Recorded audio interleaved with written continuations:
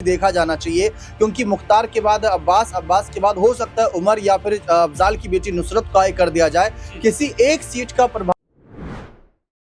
Hate speech के मामले में बुरे फंसे अब्बास अंसारी की मुश्किलें बढ़ती चली जा रही हैं। हालांकि अपने दर्शकों को बताया कि सुनवाई 26 तारीख तक के लिए टल गई है, लेकिन क्या अब्बास अंसारी अपनी विधायकी बचा पाएंगे, ये सबसे बड़ा सवाल है।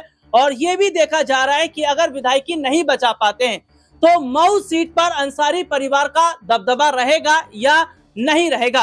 इन्हीं तमाम मुद्दों पर आज हम बात करेंगे। बातचीत करने के लिए हमारे साथ हमारे खास सहयोगी दीपक भाई इस वक्त मौजूद है। दीपक भाई, बहुत बहुत स्वागत है इस प्रोग्राम में आपका।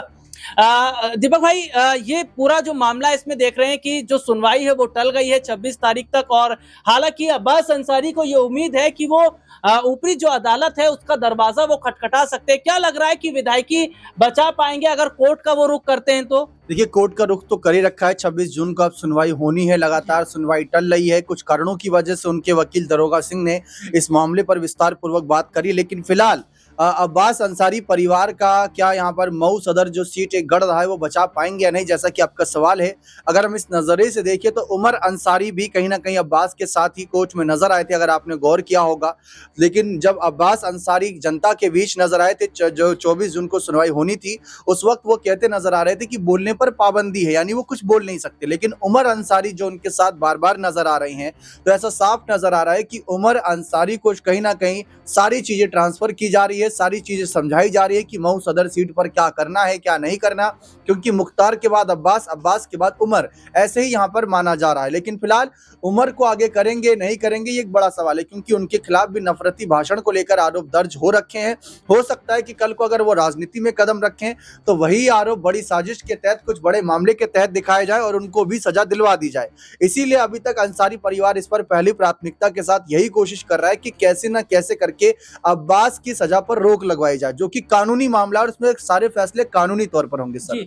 और बिल्कुल देखिए, सबसे बड़ी बात अगर बात करें तो 1996 से लगातार ये जो सीट है वो मुस्लिम बहुल सीट है और अंसारी परिवार का लगातार दबदबा रहा है।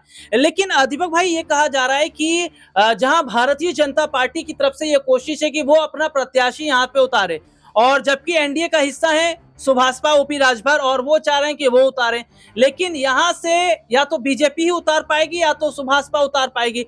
अगर नहीं मानते हैं ओपी राजभर तो क्या एनडीए से अगर कहा जाए तो एनडीए में टूट पड़ती नजर आएगी, एनडीए से अलग होते हुए नजर आएंगे? और क्या मऊ सीट की वजह से कहीं ना कहीं जो ओपी राजभर हैं वो विपक्ष की तरफ चले जाएंगे?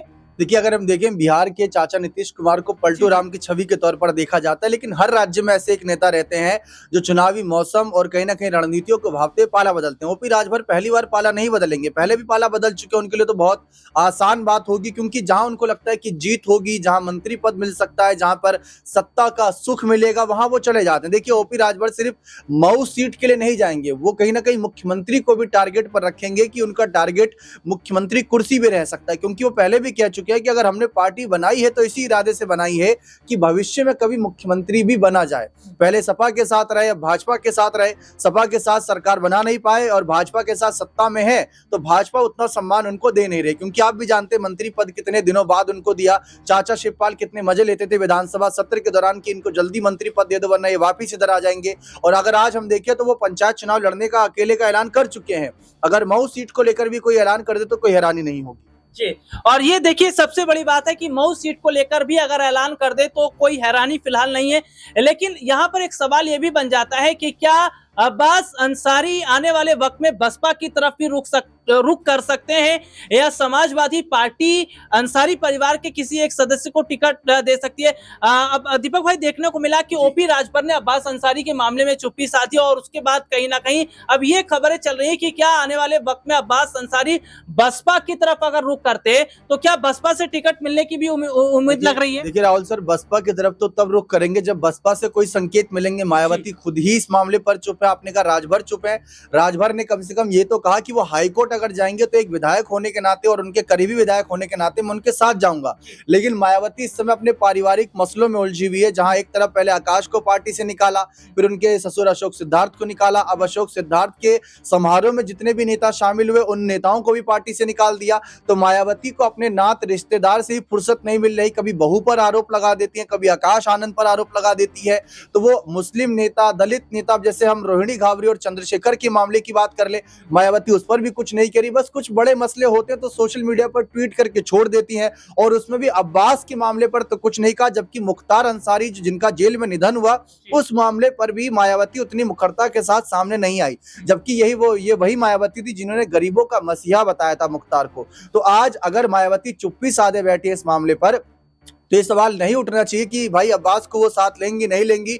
हो सकता है अंदर खाने कुछ बातचीत चल रही हो और अचानक से मायावती कोई बड़ा ऐलान कर दे, क्योंकि कहा जाता है कि बहुत से नेता दिखाकर करते हैं या बहुत से नेता कहीं ना कहीं बता देते हैं लेकिन करते नहीं, लेकिन बहुत से नेता कर देते हैं तो लोगों को पता चलता। तो शायद मायावती उसी श्रेणी में आती हो। जी, मायावती उसी श्रेणी में आती हैं। हालांकि मायावती चुप जरूर हैं, लेकिन यहाँ पर ये जरूर देखा जा रहा है कि ओपी राजभर ने कहा है कि अगर ऊपरी अदालतों का दरवाजा खटखटाते हैं अब्बास तो शायद उन्हें राहत मिल सकती है। लेकिन सबसे बड़ी बात यह है कि जिस तरीके से अब्बास अंसारी का ये जो पूरा मामला है उसमें देखा गया कि जब वो कोर्ट जा रहे थे तो उस दौरान भी वो कुछ बोलने से इनकार करते नजर आते हैं। तो क्या वाकई बुरे फंस गए हैं यहाँ पर अब्बास अंसारी, और क्या मऊ सीट पर अगर उपचुनाव होते हैं तो क्या यहाँ पर बीजेपी की या अन्य पार्टियों की जीत होगी? एक छोटा सा सवाल है दीपक भाई, मऊ सीट पर जिस पार्टी की जीत होगी, जिस पार्टी के उम्मीदवार की जीत होगी, क्या 27 का जो चुनाव है वो बहुत बड़े हद तक कहीं ना कहीं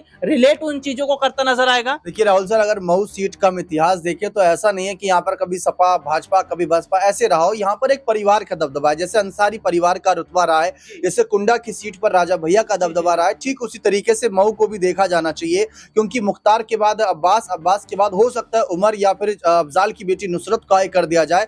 किसी एक सीट का प्रभाव देखने को नहीं मिला। शायद यही कारण है कि बीजेपी इस सीट पर इतना फोकस कर रही है और राजभर से चुनौती लेने के लिए तैयार हो गई है, क्योंकि बीजेपी जानती है कि ऐसी सीटों को खत्म करना होगा जो पारिवारिक गढ़ की बनी हुई। जैसे आजमगढ़ का किला भेदा था, निरहुआ ने जीत हासिल करी थी, भले ही हार गए 1.5 साल बाद दोबारा से, लेकिन वो किला भेदा और उनको पता है कि जीत सकते हैं, चुनावी माहौल बदला जा सकता है। तो वो चीजें यहाँ पर माहौल बना रही है। अभी हो सकता है कि मायावती जो चुप बैठी हैं वो कल को मऊ सीट पर अपना कैंडिडेट उतारकर और कोई ऐसा कैंडिडेट उतारें जो भाजपा के लिए चुनौती ना बनते हुए सपा और सुभाषपा के लिए चुनौती बन जाए और बीएसपी का कैंडिडेट ही कहीं ना कहीं वोट बैंक काट के बीजेपी को जीत दिला दे। जी, बहुत बहुत शुक्रिया दीपक भाई आपका। और ये वाकई देखना होगा कि क्या मऊ सीट पर जो उपचुनाव है वो होते हैं तो किस पार्टी को फायदा होगा। लेकिन एक सवाल है कि क्या अब्बास अंसारी अपनी विधायकी बचा पाएंगे अगर ऊपरी अदालत का दरवाजा खटखटाते? फिलहाल देखिए, सबसे बड़ी बात क्या है कि जो 2027 में चुनाव होने वाले, उस चुनाव से पहले समाजवादी पार्टी से 3 बड़े चेहरे जिन्हें